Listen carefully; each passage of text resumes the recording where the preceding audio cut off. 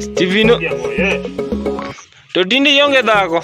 Oma weche dhako ma mineno ni weche dhako ma miluongo ni dhako kaduolo abed muhul. To ang'o momiyo kidwa stoch dhako sani? Kadwa gi miluongo ni dhako. Mokwongo wanyisi gimoro achiel, adwaro nyisi. Winja maler. Mokwongo dhako kibedo go moro ariyo pesa. In kionge pesa ma ok bidwari. Kenya ka masani piny tek, an gimiluongo ni dhako ok adwa. Moro ariyo abed kaka onge ni kata ka gimiluongo ni dhako ok adwa. Kata ko bed ni medne mang na winji. Ok adwa gimiluongo nang'o. To dhako to nochwanyi gang'o? Oma wanyisi ni anyako kora kelo ne nyaka kijukwa kelo ne nyaka gimoro amora, nyaka chiemo manyiew, nyaka gari mawuotho go. Ariyo gari ma serious, gari mawuotho.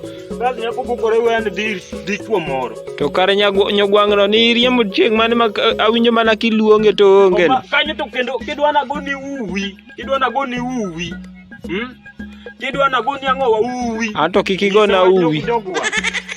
Nyisa wa jogwa ng'an kani chakre kawuono an Kenya ka ok adwa gimiluongo ni dhako. Nikech naamua ni abed kodgi 10. Kani ok adwa gimiluongo ni dhako, kendo kik uchak upende kata wach mana dwa donjo. Aweyi, ok adwa gimiluongo ni dhako Kenya. Kare waweyi wa. We akaw gari. Anya nyiku ma dhake moketa masir.